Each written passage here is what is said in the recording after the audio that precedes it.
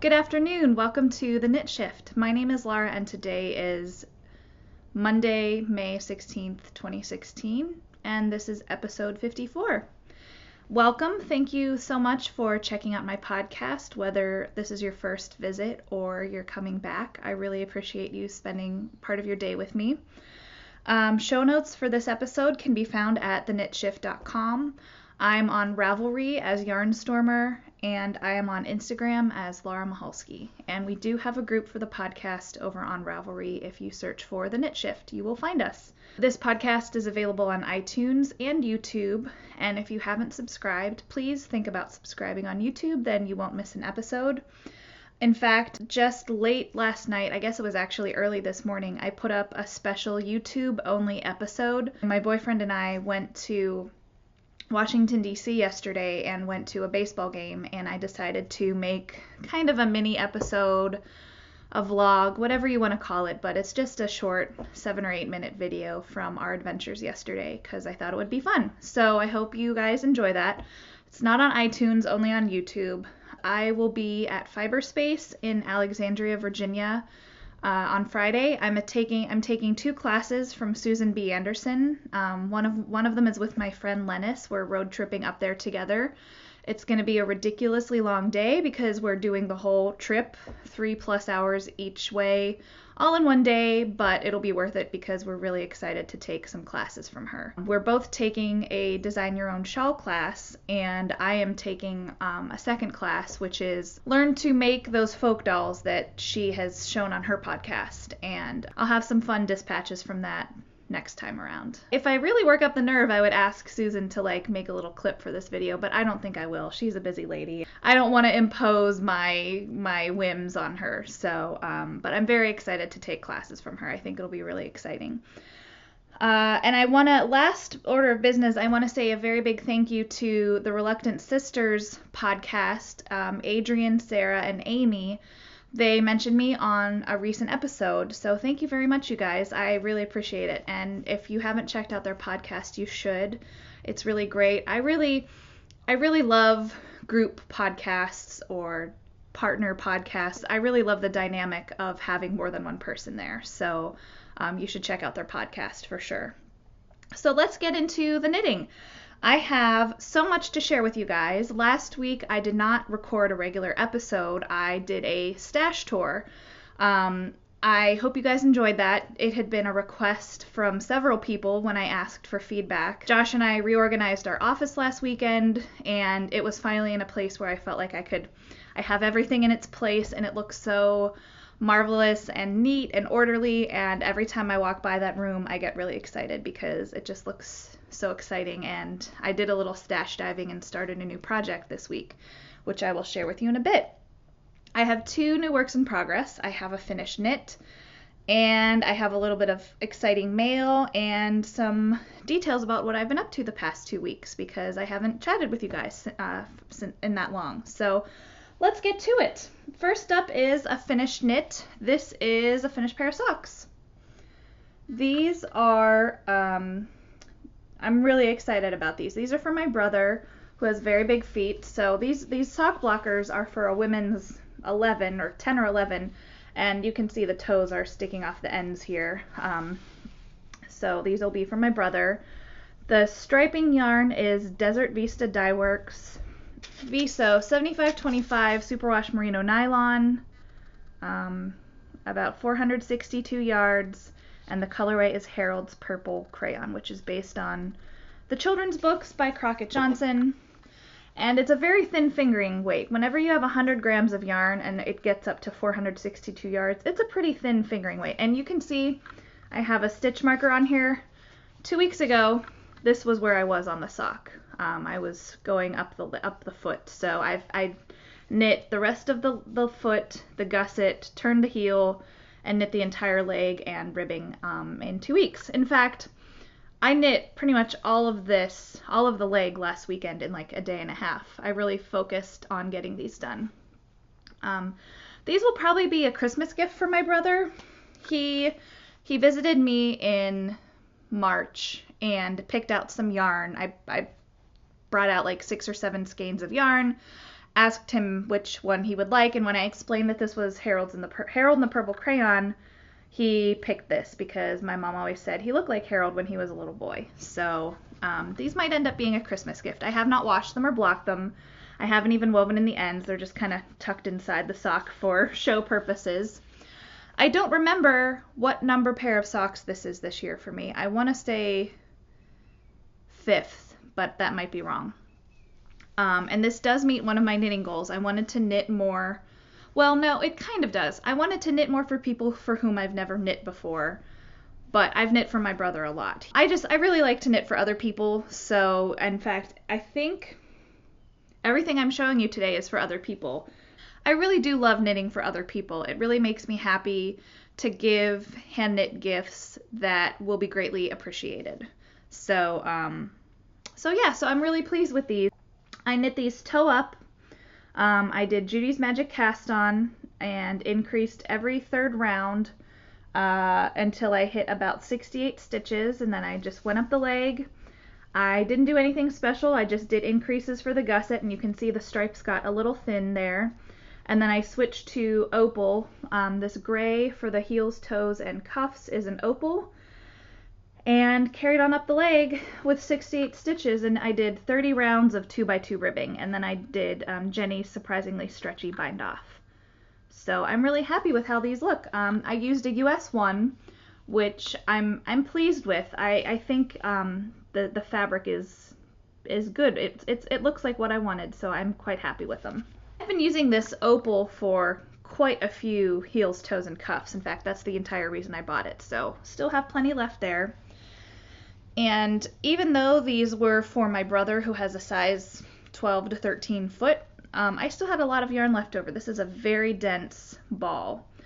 And I should point out that this yarn is not, it doesn't come in a ball like this. I decided to, it comes in a skein and a hank like normal, and then you wind it up into a cake. But I decided to try my hand at making one of those balls that you see, like the kind of ball that I think Lollipop Yarns and Nomadic Yarns, the way they deliver their yarn. And you can see I didn't do the best job of it. It's a little messy here, but it was kind of fun to do. So this will be going into my sock yarn blanket for sure, and some minis.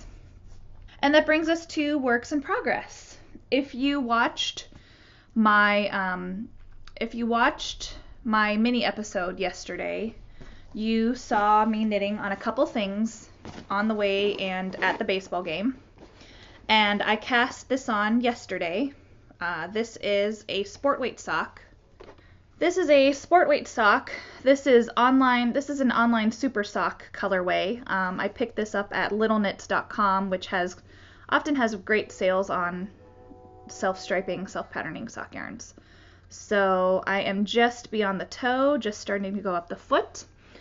And I decided to wind this into a cake, and it's an enormous cake because it is sport weight. So you can see there's yellows and browns in there. I think this will be really fun. And I'm carrying this in my little llama alpaca bag that I picked up at a gift shop in Richmond. I'm knitting these. This is sport weight, like I said, and I am knitting these on a US 2, and I'm enjoying the fabric I'm getting. Again, this is Judy's Magic Cast On. I cast on 28 stitches instead of my normal 32, and then I increased every third round until I hit 60. So these are not for me. These are probably for my boyfriend's mother. We'll be seeing her probably later this summer. So I'm 95% sure that these will go to her. The yarn is a little splitty, and it's not the absolute softest, but it is machine washable, which I think is important for people who I don't want to impose hand washing on certain people, just it's too much to ask of some folks. So, but I think she would like these. I made her a pair of mitts last summer.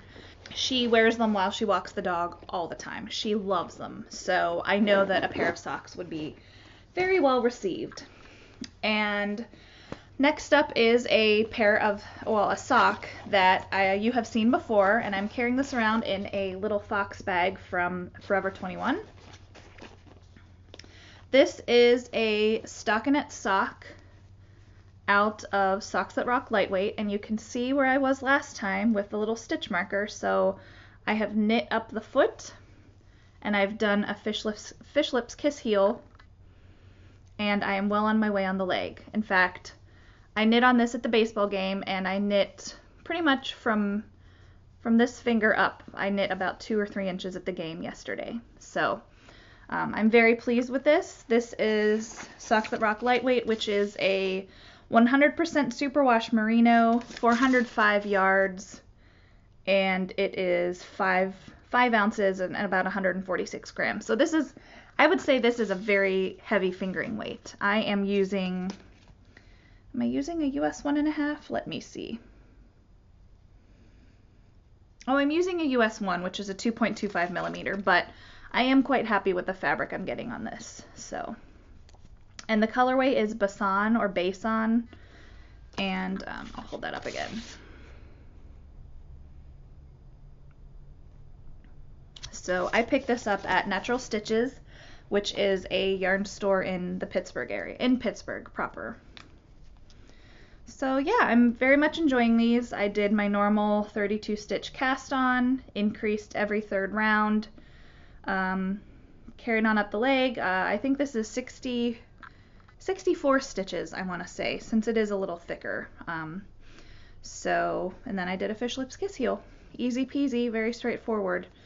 And these are a gift for my friend Stephanie, who just started a job in Philadelphia. So I've been doing my socks one at a time lately, which is not like me, but I've been in situations where it's not feasible for me to start socks 2 at a time. Like maybe I was about to go to a movie and I don't know, I can't really start, I can't start 2 socks at a time quickly, but I can start 1 sock at a time and have the toe knit in 45 minutes or an hour. So,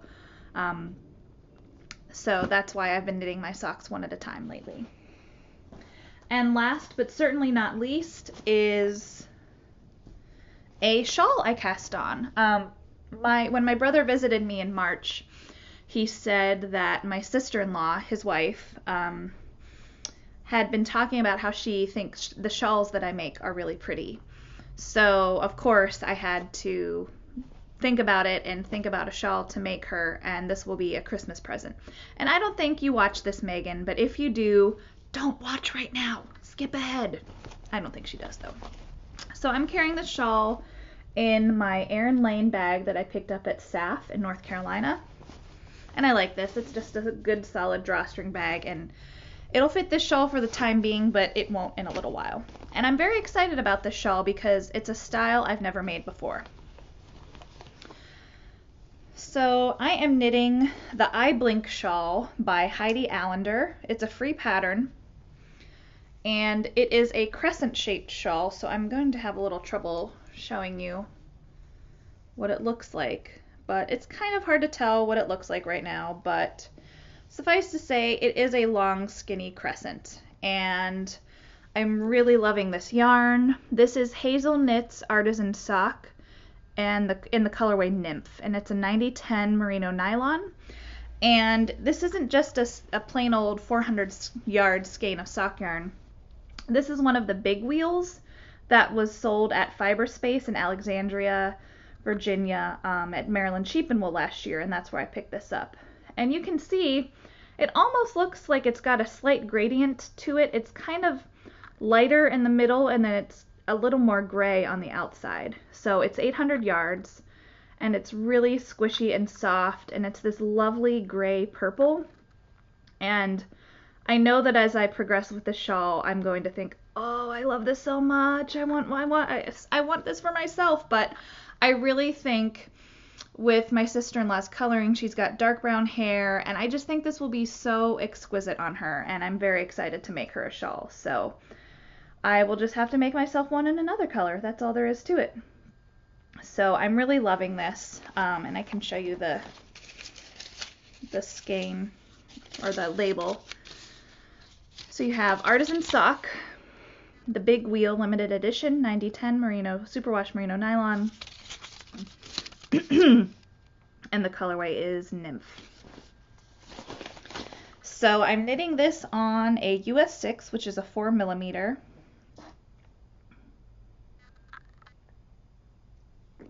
And it is called the iBlink shawl. I think I said that. It's a very, very flexible pattern, which I kind of love. I love patterns that are almost more recipe than very strict. And this is something that calls for 2 skeins of sock yarn, and you can start the lace whenever you want. You know, it tells you to knit to a certain number of stitches, but you can keep going, or you can do less.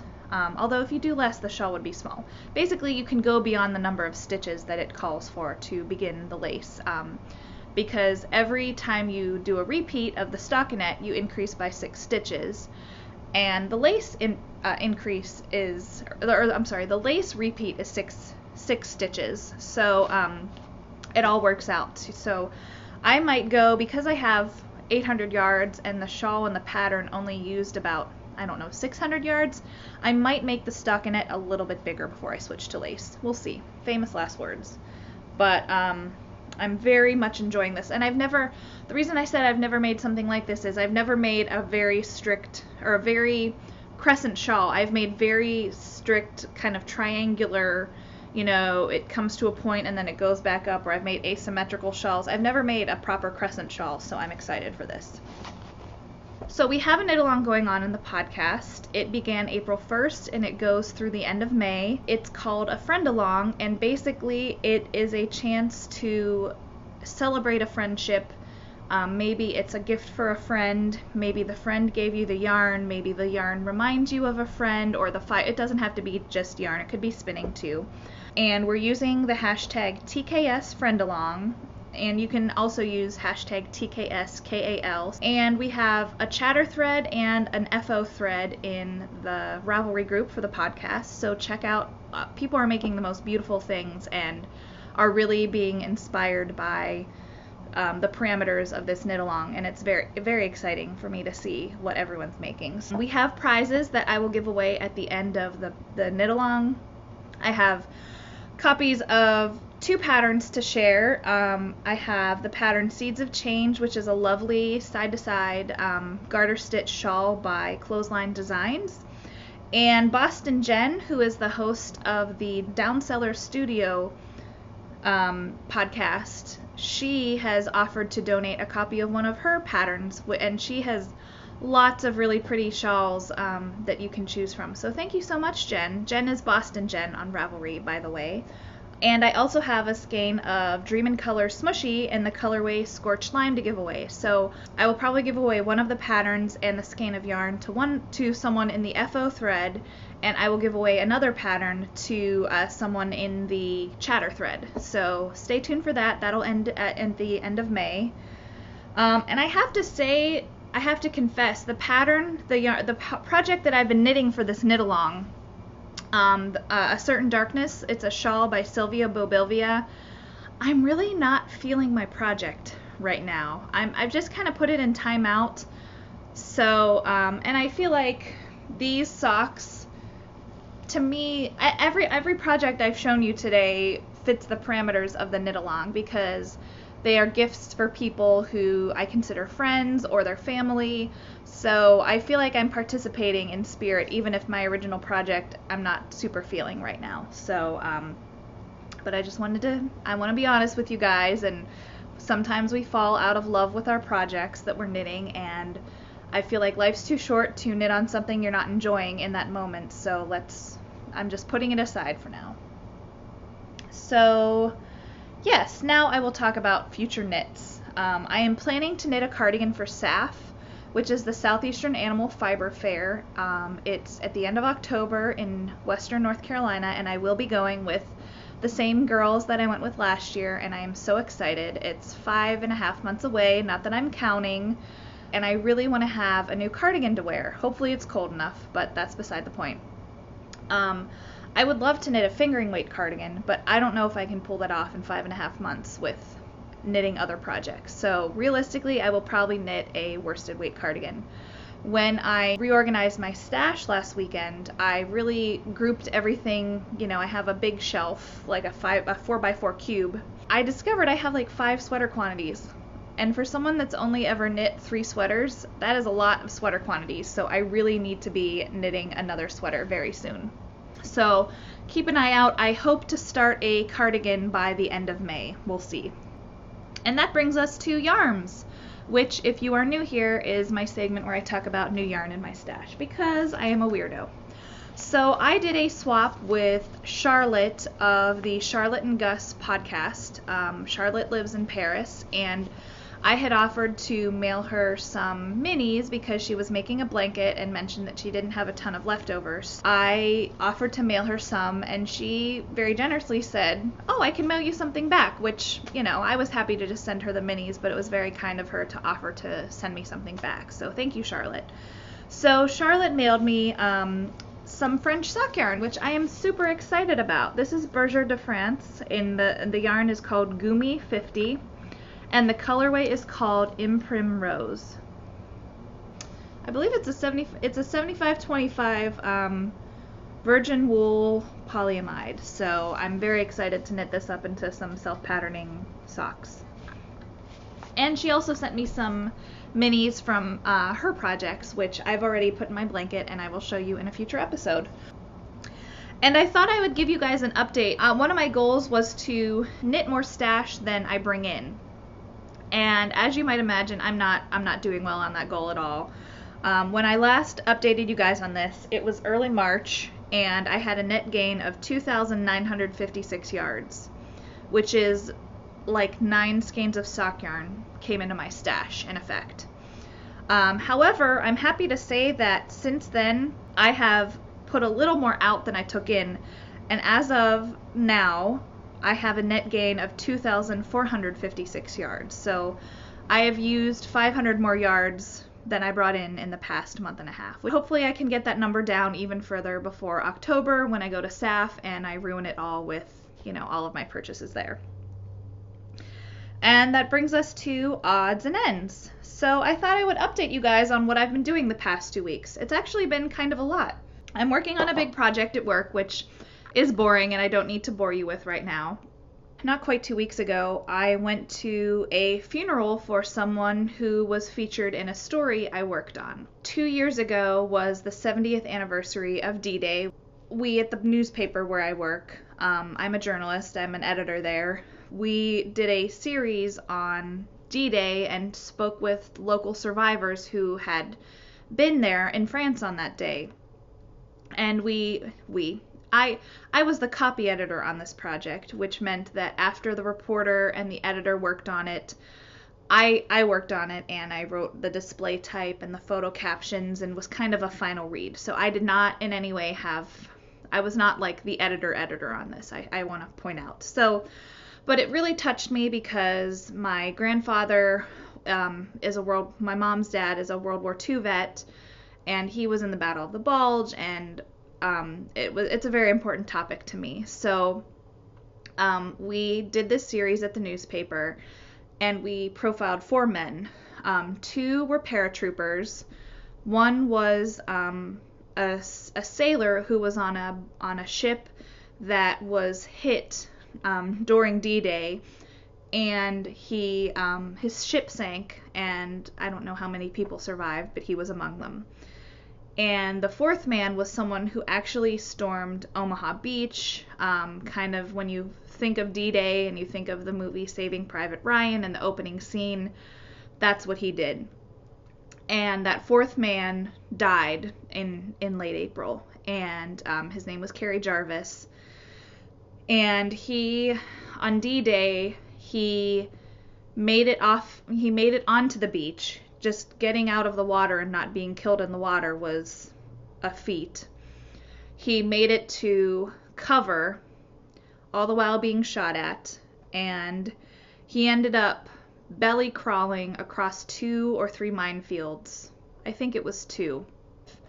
So he had just turned 94 when he passed away. 2 years ago, one of the 4 men, not Mr. Jarvis, one of the 4 men was able to go back to France for the 70th anniversary. So we had like a 4 or 5 day series, and we talked about what led these men to join the military and what their experience was like leading up to D-Day, what it was like on D-Day, and then kind of when they came home.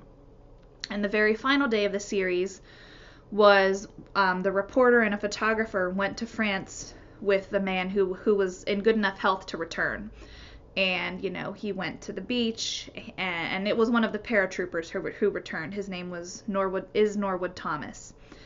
And it was such a privilege to work on this project. And, it felt like I was honoring my grandfather in a way. It was just very important to me to do a good job, perhaps more than any other thing that I've been privileged enough to work on at the newspaper. And I told myself then that when these men died, I would go to their funerals, because I felt like it was my chance to pay my respect. Even if I didn't even talk to the family, I just wanted to go and pay my respects because I felt like it was the right thing to do. So the reporter, my colleague, he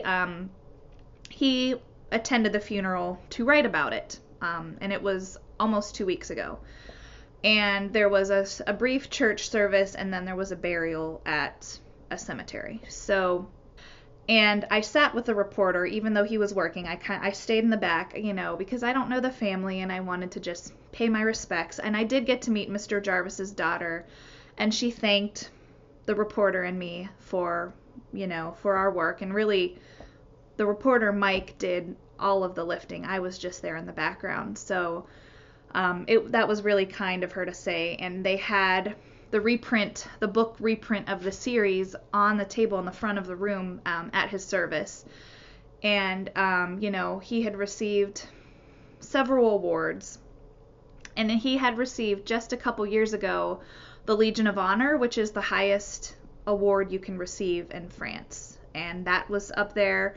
So it was really quite an honor for me to see something I had worked on a table with these photos of his military service and this massive award in France. It was really, really marvelous to see. We're at the church, and I'm sitting by Mike, the reporter, and in walked Norwood Thomas, who was the man who went back to France 2 years ago.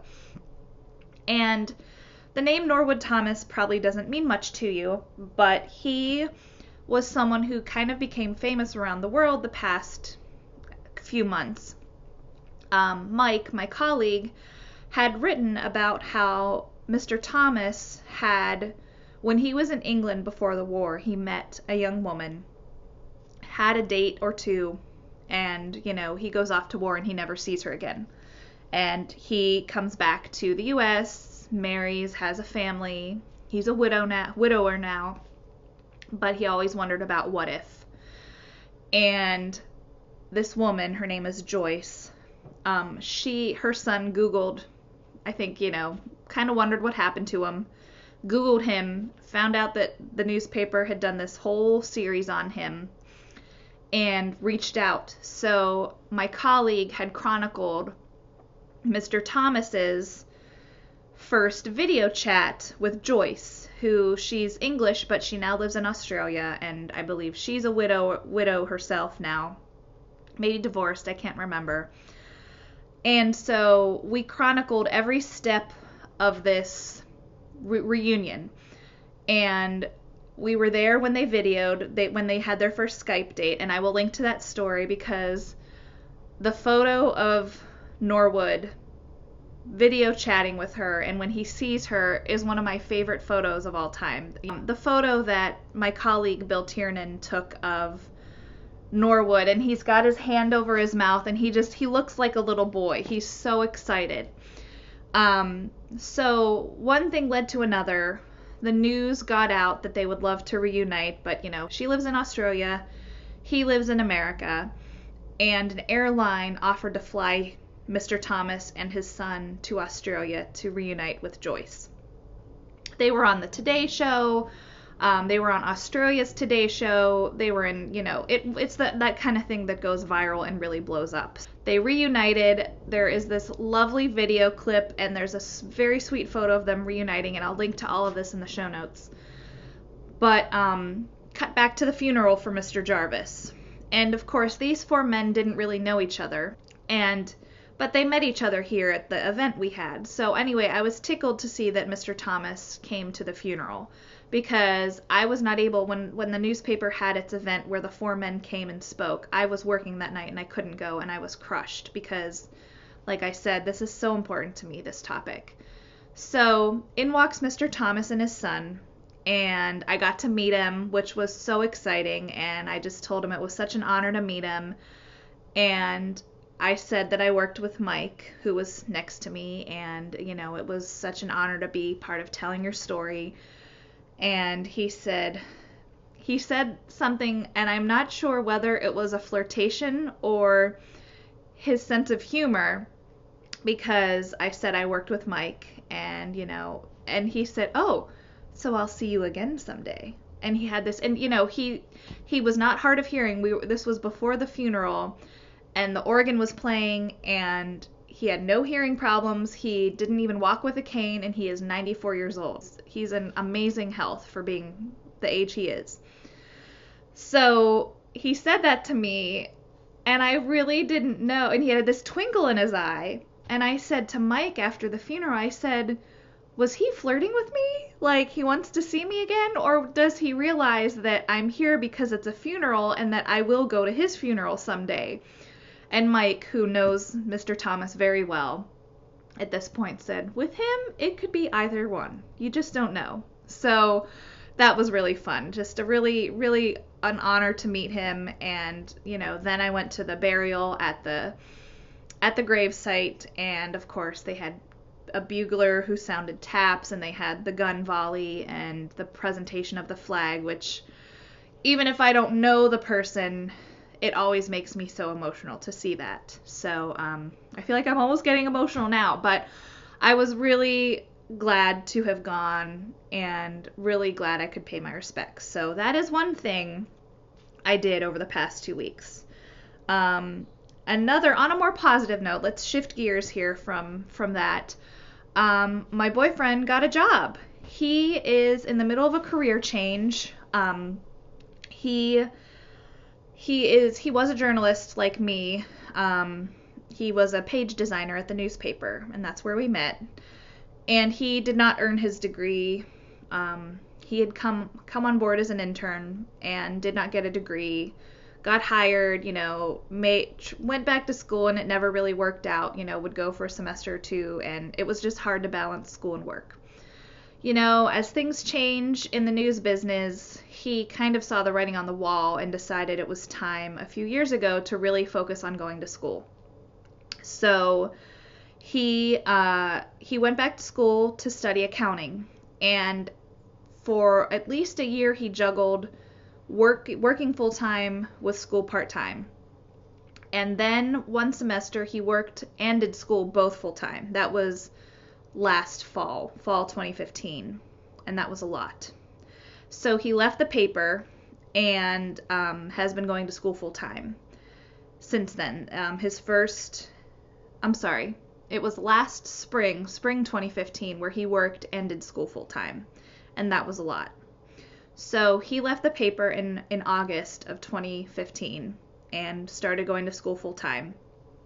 And he got an internship with a tax firm for this current semester, the spring semester, which just ended. And he basically told them that he would work as much as they needed him, because tax season runs through April 15th. And he worked like he was a full-time person. I've mentioned before that he worked like 50 to 60 hours a week, but even more than that, in late March, early April, he worked like 7 a.m. until 1 a.m. That was the longest day he had. So, like, what is that? 18-hour day. That's insane. So anyway, we were hoping that this internship would lead to a job, and it did. He has a job in January when he returns. When he graduates in December, and will have a job at the place he interned in January. And we are so thrilled. It is exactly what we had hoped for in terms of this internship. So we're over the moon, basically. And I've known about this for a little while, but wasn't ready to share it publicly. So now you know. So we're very thrilled. So he is done with the internship now, and he's taking classes over the summer. His college does a first and a second semester in the summer, so they're very abbreviated semesters. It's like 6 weeks and 6 weeks, but he's taking a lot of classes because he has to graduate by December. So we saw a really good movie a few days ago called Sing Street, and it is an Irish movie, and it's kind of a coming of age movie, but it's music based. So it played at some festivals, and I think it just had its US release. We saw it at a little independent movie theater that's in our neighborhood, so it's not going to be playing at your multiplex anytime soon, unless you're in New York. It's probably already had its run there, but I digress.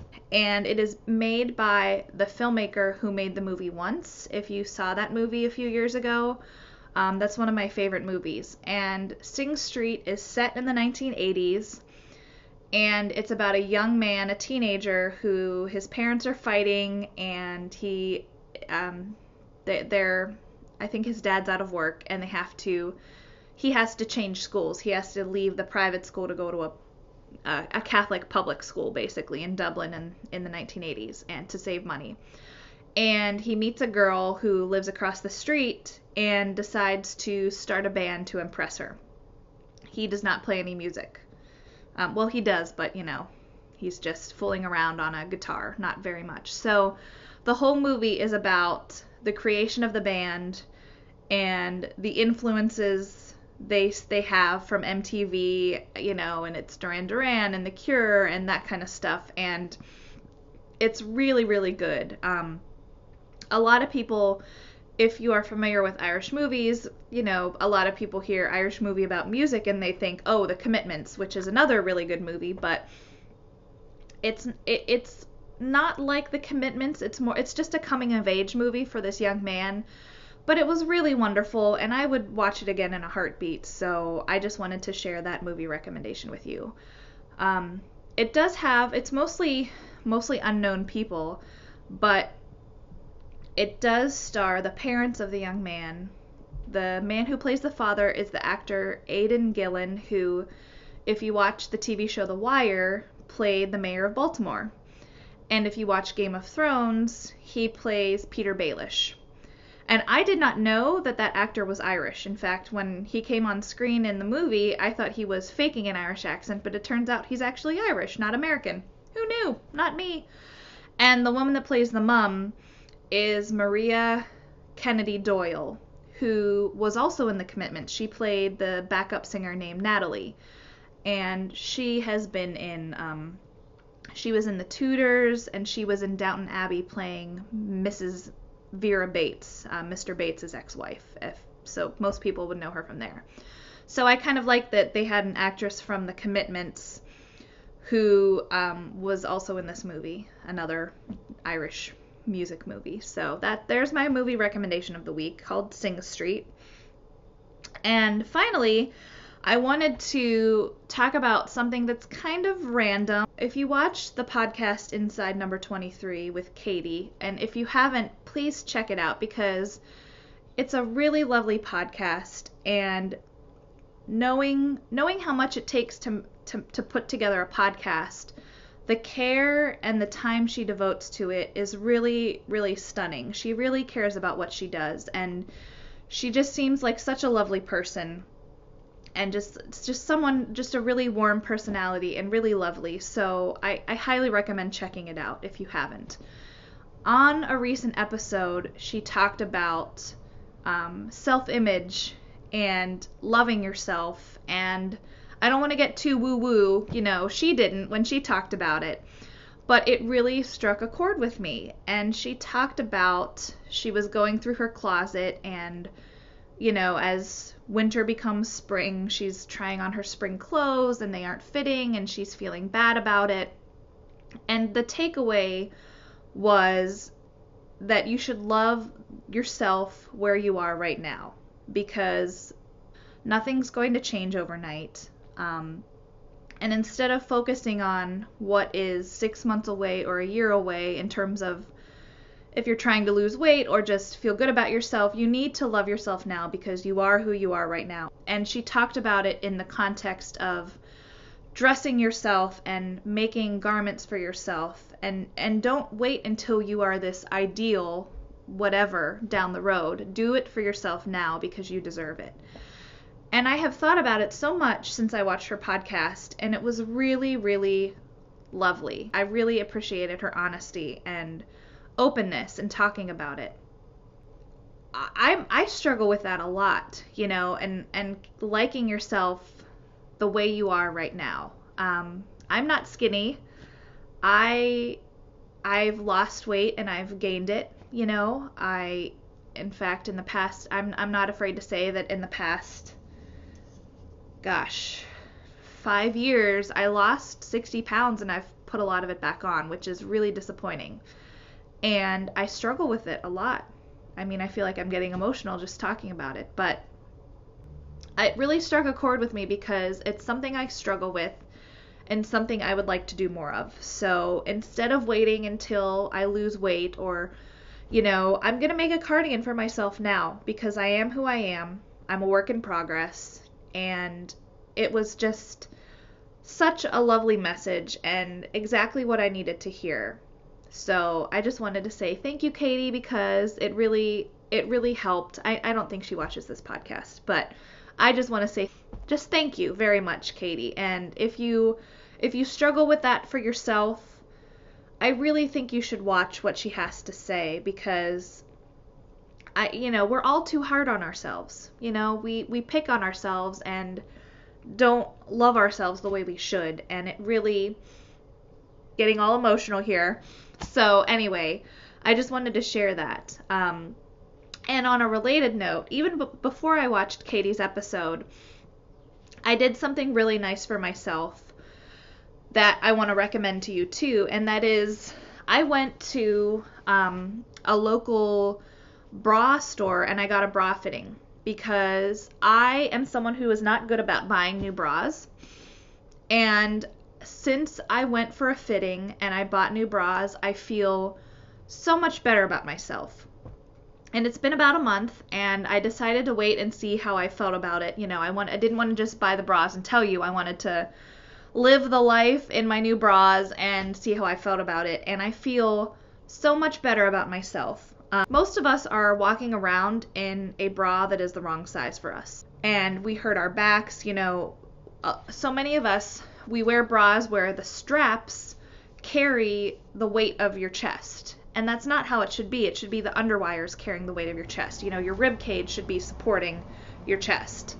So I went for a fitting. You were in your bra, but you were not naked, which, I don't want to be naked with a stranger. That's not fun. It was very discreet, and I bought some really nice special, almost like a wool wash, but for silk. So I bought a special wash for my bras, and I'm washing them by hand, and I have less backaches. And my bra size was completely off. She measured me, and I had no idea I was that size. No idea.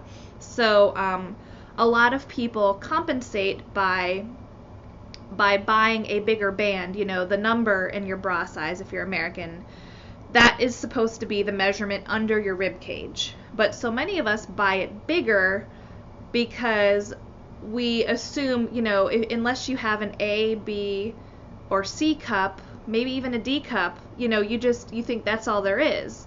But that's not all there is. There are other sizes. So you can buy the proper rib cage size and get a bigger cup instead of, buying a bigger inch count, the number, like a 42 instead of a 38. You buy the bigger number in an attempt to get it to fit you, and then the straps have to carry the weight of your chest. So I highly recommend going for a bra fitting at your local department store or a boutique shop. It's not cheap to replace your bras, but you wear them every day, and it is so worth it. So I feel really good, and wearing a good bra makes your clothes look better. It makes you feel better, and I'm just singing the praises of it now, and I'm so glad I did it, and I waited a long time to be able to do it. I saved my pennies to be able to go and replace my bras, so I'm so glad I did it. So that kind of goes hand in hand with what Katie talked about, and loving yourself and loving the body you're in. And I just thought I would share that because it felt like the proper time now that I watched that podcast from Katie, and it was a little bit of self-love that I did for myself. So hopefully I can continue on that path. Anyway, I'll make a little sandwich and get to editing this podcast for you guys. So thank you so much for watching this and hanging out with me today. I really appreciate it. And I hope you have a fantastic week, and I will see you soon. Bye.